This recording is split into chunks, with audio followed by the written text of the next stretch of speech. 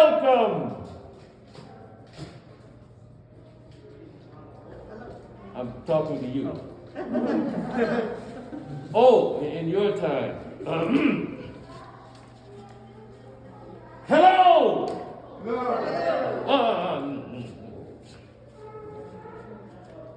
Howdy. Howdy.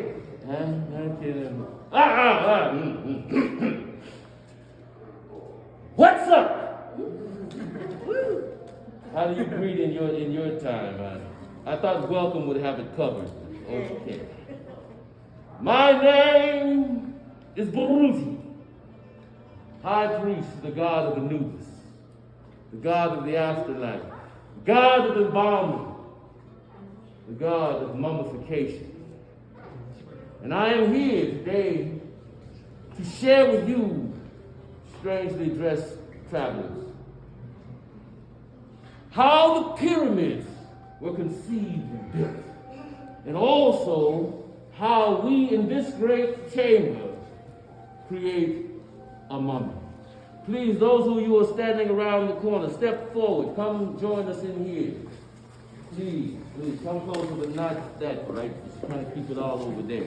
Okay, you're looking good. Now, before we begin, I must ask a simple question. Are those of you here in homage to the great pharaoh, or are you tomb raiders? Tomb Raider.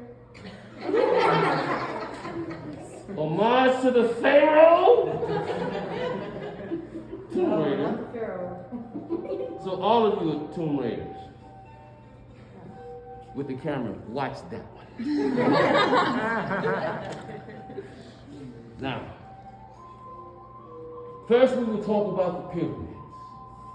The pyramids. Everybody say that word. Ah, that's a new word.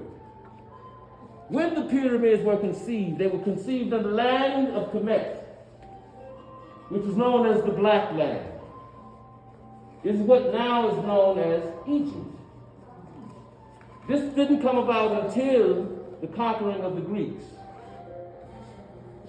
The land existed way before the Greeks arrived. But as any conqueror would do, you change the names of all the streets to things that you want them to be. The pyramids were known as the Makut. Say that word, Makut. And collectively, they're known as the Makuti. Each of the pyramids took decades to build. They weren't a simple architectural thing that could happen overnight. They took millions of stones, millions of hours of labor. And now there were some rumors that there was slave labor, but no. It was an honor as an Egyptian citizen to work on the pyramids. Why, one might ask? Why? I'm glad you asked. Because the pyramids is where we allow the pharaoh to transform into the great god Osiris. Say that word, Osiris. Osiris is the god of the afterlife. And through Osiris, all natural occurrences occur for Egyptians. The sun will rise, the moon will glow, the Nile River will overflow its banks, which was known as the Hapi. The Nile is a new name. As with the writings on the wall, they were known as the Merakut. No, the Medaneta. What we now know them as hieroglyphs. So all of these are words that were created after the conquering of the Greeks. Now, the pyramids. When our pharaoh perishes, we must do something with the body to prepare. At first, we simply buried the pharaoh's body in the desert sands, like all other Egyptians. But somehow mangy scavengers would find the bodies and then feed on the bodies. And can you imagine a pharaoh crossing through the afterlife to become the great god Osiris with missing limbs, a missing arm, or missing leg? No. So the great journey began to figure out what we can do. So at first, what we began to do was place them in these rectangular mud huts, known as mastabas. Say that word. Mastabas.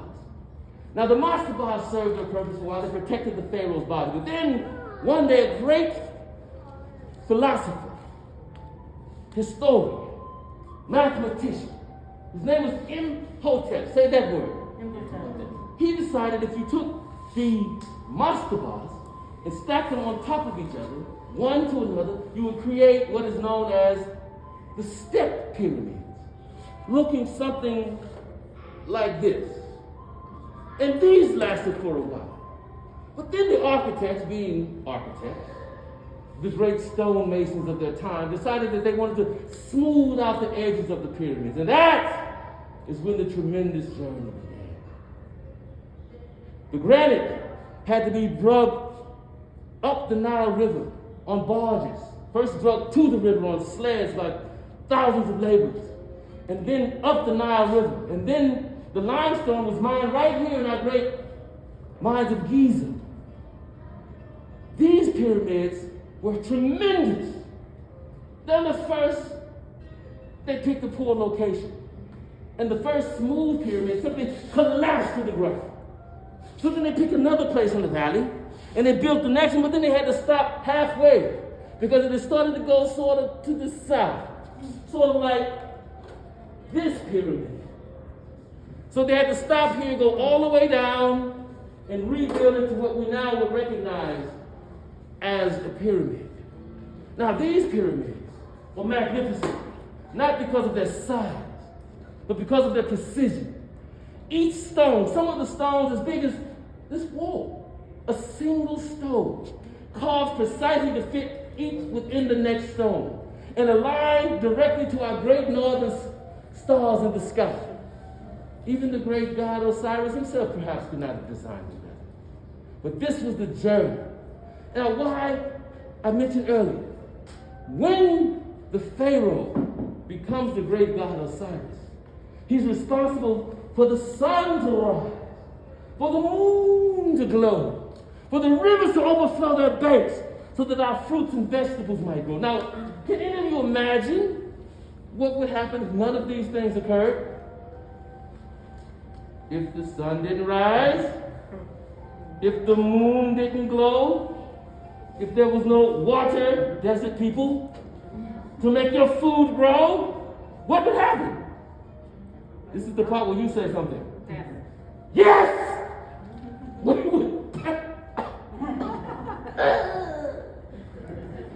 You get the idea. So in order to avoid all of this, and also in homage to the great land of Egypt, we build the tremendous pyramids. And that is the story of why and how the pyramids came. Now, continue to watch that Tomb Raider there. That one. Even though she's comfortable. Watch it. The journey of creating a mummy. A mummy takes approximately 70 days. How many days?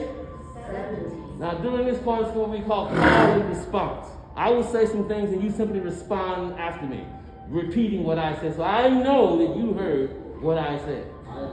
All right. How long does it take to make a pyramid, a mummy? 70. Now, during this time, I need something from you.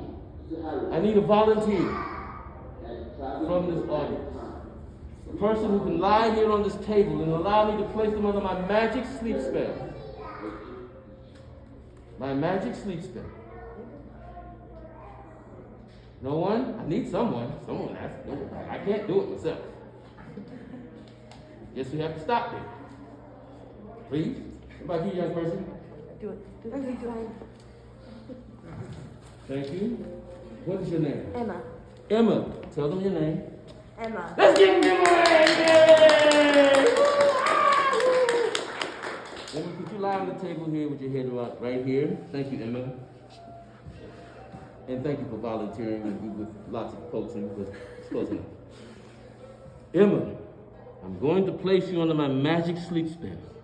Arms to your side, and you are going to go magically asleep when I place you under my magic sleep spell.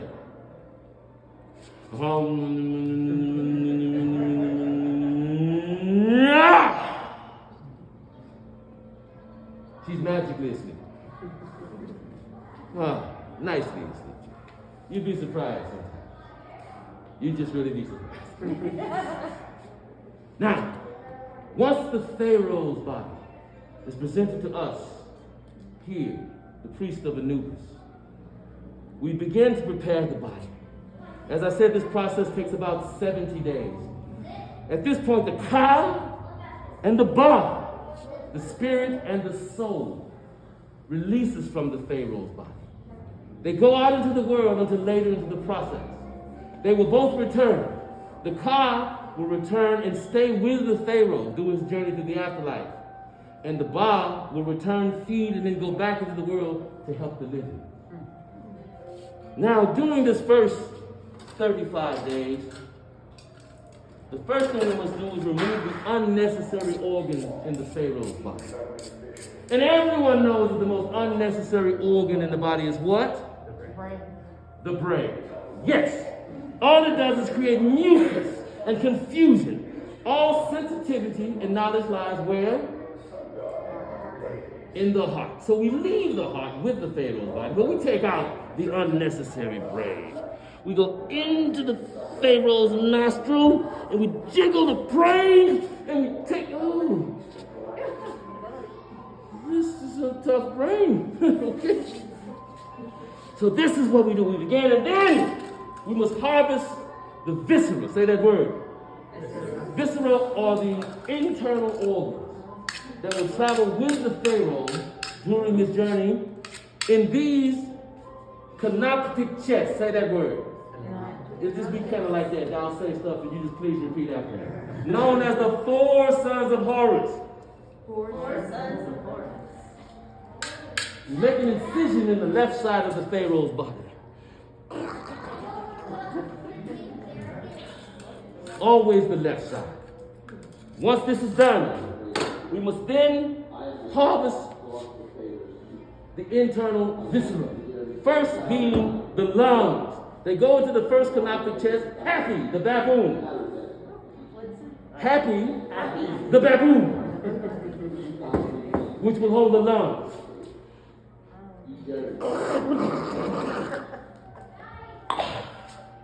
Next, Dharmatoph, the jackal,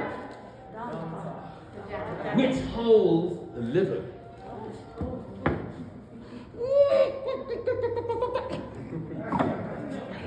Next, MSD, the human. MSD, the human, which holds the upper intestines and the stomach.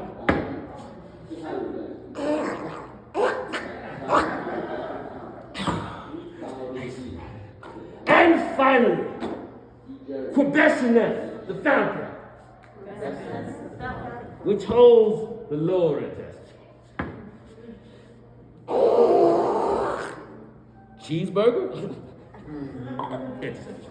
Next, once this is done, we must now stuff the body with these bags of natron. Say that word. This will stop further decomposition and purification of the Pharaoh's body, to keep it fresh during the process. Now this is done over and over until the Pharaoh's body is just about right. So, we begin to stuff these bags of natron in the incision into the Pharaoh.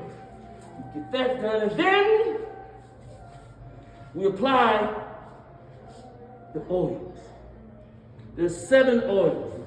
Amongst them are frankincense and myrrh. Frankincense for the head and myrrh for the body.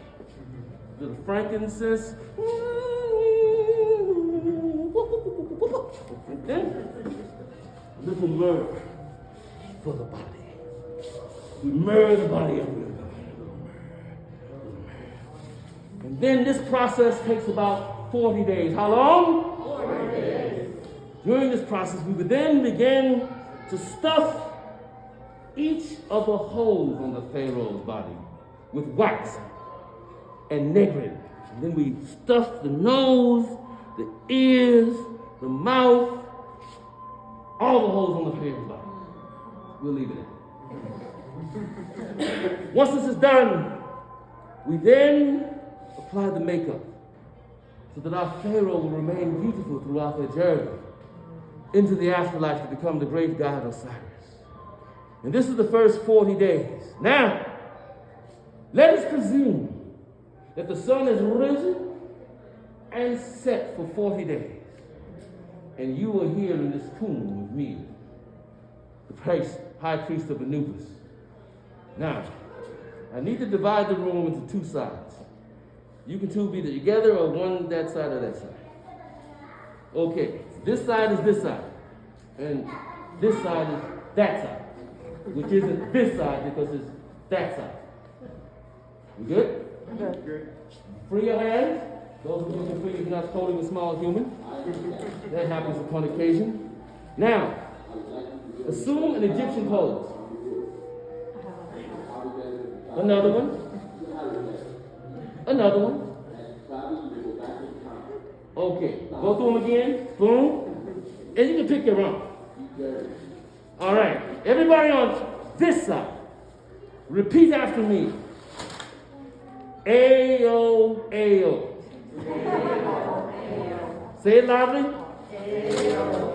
Everyone on this side, which is actually that side. Walk like an Egyptian. Walk like, let me hear you loudly. Okay, assume your first Egyptian pose. Don't, don't, don't, don't, don't, don't, don't, don't, come on. Don't, go. Ayo, ayo. Once again. Next pose. They're beating you out. One more time. Loudly. Last time. Yes, give yourself a hand. This was an ancient Egyptian ritual that was stolen by the tomb raiding Bengals in your 80s. They made a hit song and sold it all over the world and didn't give any of the proceeds to the priesthood. No, they kept it all for the little greedy selves. Tomb Raider. Watch that one. And that one too. All right, I digress. During this time, the sun has risen and set for 40 days, and we have our pharaoh. We've extracted the viscera. We've stuffed the body with natron. We've waxed and sealed every hole on the body. We've put makeup on our pharaoh, and it's beautiful. Next, I called upon the god Anubis to guide my human hand as I perform the ritual of wrapping the pharaoh in what you would recognize as a mummy. During this process, I normally wear the mask of Anubis, but it can only be seen by the high priest. And if you were to see this mask, then you would have to spend eternity in this humble chamber with me. And I know some of you probably got work to go to or kids to get to school. Okay. Now, I begin by wrapping each finger and each hand, each toe, each foot, each arm, each leg. And then we begin to continue wrapping our pharaoh. So just kind of like go with this part. It's not going to be like a full wrap on this one. But you get the idea. I just described what you're really seeing. I'm wrapping everything, fingers, hands, feet, toes, all that. And then this process goes on, and during this process, we place amulets on the pharaoh's body. Why, one might say, would you place amulets on the pharaoh's body? Why? I'm glad you asked. Certain amulets are always a part of this ritual because they provide protections and blessings for the pharaoh. Now, I see many of you, this woman here has an amulet. During life, amulets provide blessings for the wearers. They are precious stones which bring the spirits of the earth to the wearer. During death, they provide protections from spirits that might hope to harm our pharaoh's body. One amulet that we always use is the first one called the Eye of Horus. Can we say that word? This amulet is always placed over the cutter's incision. It looks out of the pharaoh's body, making sure that no evil spirits will enter the pharaoh's body. It also helps in the healing of the pharaoh's body. We place this amulet here. Another amulet that we would always use in the process is called the scarab. Can we say that word? Scarab. The scarab is most vitally important. We write an inscription from the Book of the Dead, on the scarab. Be not opposed in the tribunal. Be not opposed in the tribunal. Now one might ask, why write this saying on the back of this amulet, which is the scarab? Why? I'm glad you asked. During the Pharaoh's journey into the afterlife, they must pass by the god of Ma'at. Can we say that word? Ma'at is the god of balance and justice. There are the 42 principles of Ma'at. Some might say that the 10 commandments were extracted from that list of 42 principles. It's all on your internet, you can find it real easy. Anyhow, Ma'at has a feather on her scale. In fact, the justice system here is based on the scales, equally balanced. It should be fair, fairly equal and balanced. On Ma'at's scale, she has the feather on one side, and on the other side we place the Pharaoh's heart. If the Pharaoh's heart is heavier than Ma'at's feather, then this Pharaoh will not be able to pass through the afterlife to become the great god Osiris. So the spell, be not opposed in the tribunal, simply tells our Pharaoh's heart to lighten up, be quiet, don't act like teenagers, because a lot of our Pharaohs were very young when they came.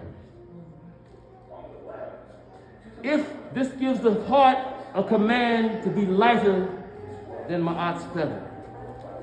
After this is done, we continue to wrap the body and place amulets so that when the Ka and the Ba return to this vessel, it will recognize this as our Pharaoh. As I say, the Ka will remain and the Ba will then leave to go back into the world. During this time, we take another spell from the Book of the Dead, and it is written all along the Pharaoh's tomb. And it is read and spoken over the Pharaoh's body. This is after the heart has been weighed. Thou, the judge of right and truth, of the great company of the gods, who are in the presence of Osiris, hear ye this judgment.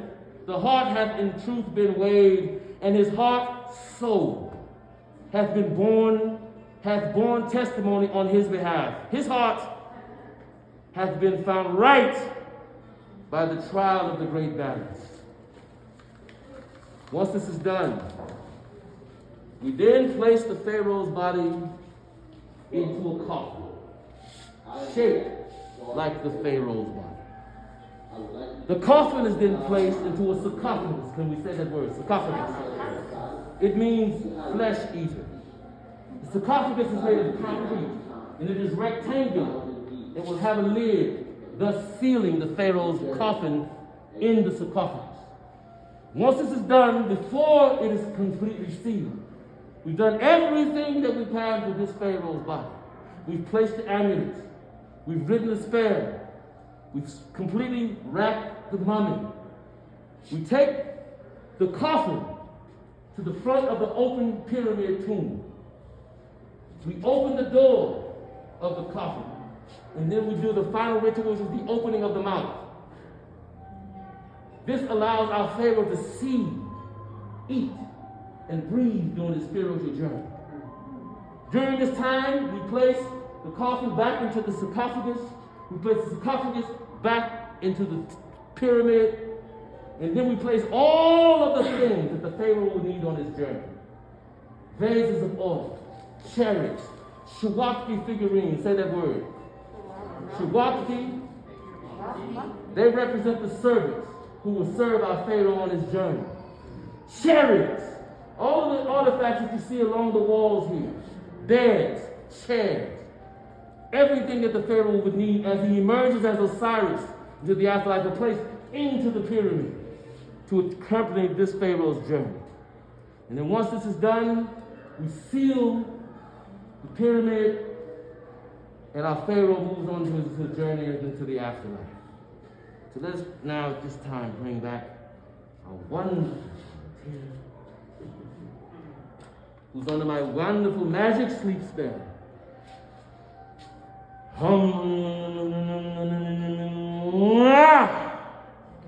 Open your eyes. Wiggle your feet. Nice, it's done. Wiggle your hands. Please slowly stand upon the floor, slowly.